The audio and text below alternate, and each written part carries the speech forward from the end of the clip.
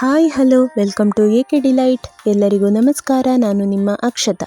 ಇವತ್ತು ನಾವು ರುಚಿಕರವಾದಂತಹ ಹಾಗೆ ತುಂಬಾ ಸುಲಭವಾಗಿ ಮಾಡುವಂತಹ ಒಂದು ಸಾಂಪ್ರದಾಯಿಕ ಸಿಹಿ ರುಚಿಯಾದಂತಹ ಅಕ್ಕಿ ಹಾಲುಬಾಯಿ ರೆಸಿಪಿಯನ್ನು ನಿಮ್ಮ ಮುಂದೆ ತಂದಿದ್ದೇವೆ.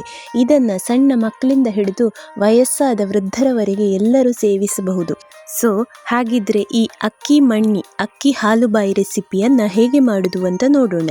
ಮೊದಲಿಗೆ ನಾವಿಲ್ಲಿ 1 ಕಪ್ ಆಗುವಷ್ಟು ಬ್ರೋಕನ್ಡ್ ಮಸೂರಿ ರೈಸನ್ನು ಚೆನ್ನಾಗಿ ತೊಳೆದು 3 ಗಂಟೆ ಹೊತ್ತು ನೆನೆಲಿಕ್ಕೆ ಇಟ್ಟಿದ್ದೇವೆ.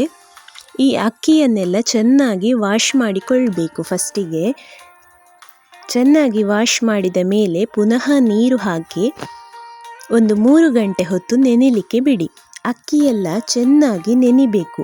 ಸ್ನೇಹಿತರೆ, ಯಾರೆಲ್ಲ ನಮ್ಮ ಚಾನೆಲ್ಗೆ ಸಬ್ಸ್ಕ್ರೈಬ್ ಆಗಲಿಲ್ವೋ ಪ್ಲೀಸ್ ಸಬ್ಸ್ಕ್ರೈಬ್ ಆಗಿ, ಹಾಗೆ ವಿಡಿಯೋನ ಫುಲ್ ನೋಡಿ ಸಪೋರ್ಟ್ ಮಾಡಿ.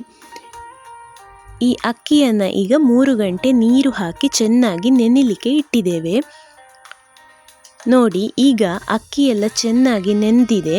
ಇನ್ನಿದನ್ನು ನುಣ್ಣಗೆ ರುಬ್ಬಿಕೊಳ್ಬೇಕು. ನೀವಿದನ್ನು ಮಿಕ್ಸಿ ಜಾರಲ್ಲಿ ಬೇಕಿದ್ದರೂ ರುಬ್ಬಿಕೊಳ್ಳಿ, ಗ್ರೈಂಡರಲ್ಲಿ ಬೇಕಿದ್ದರೂ ರುಬ್ಬಿಕೊಳ್ಳಿ. ಅಕ್ಕಿ ಮಾತ್ರ ನುಣ್ಣಗೆ ರುಬ್ಬಿಕೊಳ್ಬೇಕು. ನೋಡಿ, ನಾವಿಲ್ಲಿ ಸ್ವಲ್ಪ ನೀರು ಹಾಕಿ ಈ ಕನ್ಸಿಸ್ಟೆನ್ಸಿಯಲ್ಲಿ ಹಿಟ್ಟನ್ನು ರುಬ್ಬಿಕೊಂಡಿದ್ದೇವೆ. ಇನ್ನಿದನ್ನು ಒಂದು ದಪ್ಪ ಬಾಣಲೆಗೆ ಶಿಫ್ಟ್ ಮಾಡ್ತಾ ಇದ್ದೇವೆ. ರುಬ್ಬಿಕೊಂಡಂತಹ ಹಿಟ್ಟನ್ನು ಬಾಣಲೆಗೆ ಶಿಫ್ಟ್ ಮಾಡಿದ ಮೇಲೆ 1 ಕಪ್ ಆಗುವಷ್ಟು ಅಕ್ಕಿಗೆ 3 ಕಪ್ ಆಗುವಷ್ಟು ನೀರನ್ನು ಆ್ಯಡ್ ಮಾಡಿಕೊಳ್ಬೇಕು.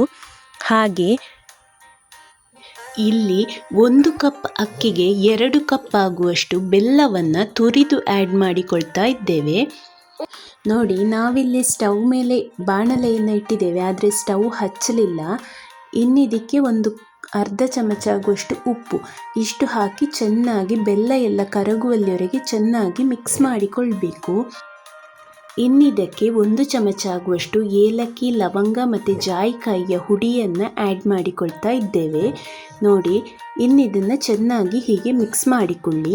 ಸ್ಟವ್ ಹಚ್ಚದೆ ಮಿಕ್ಸ್ ಮಾಡ್ತಾ ಇದ್ದೇವೆ. ನೋಡಿ, ಇದೀಗ ಬೆಲ್ಲ ಎಲ್ಲ ಚೆನ್ನಾಗಿ ಕರಗಿದೆ. ಇನ್ನು ಸ್ಟವ್ ಹಚ್ಚಿಕೊಂಡು ಚೆನ್ನಾಗಿ ಕೈ ಆಡಿಸ್ತಾ ಇರಿ. ಫಸ್ಟಿಗೆ ಇದು ಹೈ ಫ್ಲೇಮಲ್ಲೇ ಇರಲಿ, ಮೀಡಿಯಂ ಫ್ಲೇಮಲ್ಲಿ ಇಡಬೇಕು ಅಂತ ಇಲ್ಲ. ಹಾಲುಬಾಯಿಯನ್ನು ನಾವು ಅಕ್ಕಿಯಿಂದ ಮಾಡುವ ಕಾರಣ ಅಕ್ಕಿ ಹಿಟ್ಟು ಬಿಸಿಯಾದ ತಕ್ಷಣ ಬೇಗ ಗಟ್ಟಿಯಾಗಲಿಕ್ಕೆ ಸ್ಟಾರ್ಟ್ ಆಗ್ತದೆ. ಬೆಲ್ಲ ಎಲ್ಲ ಹಾಗೆ ಇರ್ತದೆ. ಹಾಗಾಗಿ ನಾವು ಮೊದಲೇ ಬೆಲ್ಲವನ್ನು ಕರಗಿಸಿಕೊಂಡು ಮತ್ತೆ ಸ್ಟವ್ ಆನ್ ಮಾಡಿ ಕೈ ಆಡಿಸ್ತಾ ಬರಬೇಕು. ನೋಡಿ, ಇದು ಅಷ್ಟು ಬೇಗ ಗಟ್ಟಿಯಾಗಲಿಕ್ಕೆ ಸ್ಟಾರ್ಟ್ ಆಗ್ತದೆ. ಕೈ ಬಿಡಲಿಕ್ಕೆ ಹೋಗಬೇಡಿ, ಕೈ ಆಡಿಸ್ತಾನೇ ಇರಿ. ಹೀಗೆ ಚೆನ್ನಾಗಿ ಕೈ ಆಡಿಸ್ತಾ ಬನ್ನಿ. ನಿಧಾನಕ್ಕೆ ಅದು ಗಟ್ಟಿಯಾಗ್ತಾ ಬರ್ತದೆ. ಈ ಹಾಲುಬಾಯಿಗೆ ನಾವಿಲ್ಲಿ ತುಪ್ಪ ಆಗಲಿ ಅಥವಾ ಕಾಯಿ ಆಗಲಿ ಏನನ್ನು ಆ್ಯಡ್ ಮಾಡ್ತಾ ಇಲ್ಲ. ಇದನ್ನು ಸಿಂಪಲಾಗಿ ಅಕ್ಕಿ, ಬೆಲ್ಲ ಮತ್ತು ನೀರು ಇಷ್ಟೇ ಆ್ಯಡ್ ಮಾಡಿ ಮಾಡ್ತಾ ಇರೋದು. ಹಾಗಾಗಿ ಇದು ಸಿಂಪಲಾಗಿ ಕ್ವಿಕ್ಕಾಗಿ ಆಗ್ತದೆ. ನೋಡಿ, ಇದು ಗಟ್ಟಿಯಾಗಲಿಕ್ಕೆ ಸ್ಟಾರ್ಟ್ ಆಯಿತು. ಕೈ ಬಿಡಲಿಕ್ಕೆ ಹೋಗಬೇಡಿ, ಕೈ ಆಡಿಸ್ತಾನೇ ಇರಿ. ನೋಡಿ, ಇದೀಗ ಇಷ್ಟು ಗಟ್ಟಿಯಾಗಿದೆ. ಇನ್ನೂ ಬೇಕಿದ್ದರೆ ಸ್ಟವನ್ನು ಮೀಡಿಯಂ ಫ್ಲೇಮಲ್ಲಿ ಇಟ್ಟು ಮಿಕ್ಸ್ ಮಾಡ್ತಾ ಬನ್ನಿ. ಹೀಗೆ ಚೆನ್ನಾಗಿ ಕೈ ಆಡಿಸ್ತಾ ಬನ್ನಿ.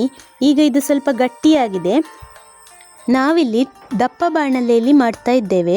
ನೀವೆಲ್ಲಿಯಾದರೂ ತೆಳು ಬಾಣಲೆ ಯೂಸ್ ಮಾಡೋದಾದರೆ ಮೀಡಿಯಂ ಫ್ಲೇಮಲ್ಲೇ ಇಟ್ಟು ಮಾಡಿ. ಕೈ ಮಾತ್ರ ಬಿಡಲಿಕ್ಕೆ ಹೋಗಬೇಡಿ, ಚೆನ್ನಾಗಿ ಕೈ ಆಡಿಸ್ತಾನೇ ಇರಿ. ಈ ಹಾಲುಬಾಯಿಯನ್ನು ಚಿಕ್ಕ ಮಕ್ಕಳಿಗೆ ಕೂಡ ಕೊಡ್ಬೋದು. ಇದರಲ್ಲಿ ಅಕ್ಕಿ ಮತ್ತು ಬೆಲ್ಲ ಎರಡೇ ಇರುವುದಲ್ಲ, ಹಾಗಾಗಿ ಚಿಕ್ಕ ಮಕ್ಕಳು ತಿಂದರೂ ಏನಾಗೋದಿಲ್ಲ ಇದನ್ನು. ನೋಡಿ, ಇದೀಗ ಸ್ವಲ್ಪ ಗಟ್ಟಿಯಾಗಿದೆ. ಇನ್ನು ಕೈ ಬೆರಳಿಗೆ ಸ್ವಲ್ಪ ತುಪ್ಪ ಸವರಿಕೊಂಡು ಹೀಗೆ ಒಂದು ಸಲ ಟಚ್ ಮಾಡಿದರೆ ಅದು ಕೈಗೆ ಅಂಟಿಕೊಂಡ್ರೆ ಬೇಯಲಿಲ್ಲ ಅಂತ ಅರ್ಥ. ಮತ್ತೆ ಒಂದು 5 ನಿಮಿಷ ಸಿಮ್ಮಲ್ಲಿಟ್ಟು ನಿಧಾನಕ್ಕೆ ಚೆನ್ನಾಗಿ ಬೇಯಿಸಿಕೊಳ್ಳಿ. ಪುನಃ ಅದೇ ರೀತಿ ಮಾಡಿ ನೋಡಿ. ನೋಡಿ, ಇದೀಗ ಕೈಗೆ ಅಂಟಿಕೊಳ್ಳಿಲ್ಲ. ಈಗ ನಮ್ಮ ಹಾಲುಬಾಯಿ ರೆಡಿಯಾಗಿದೆ.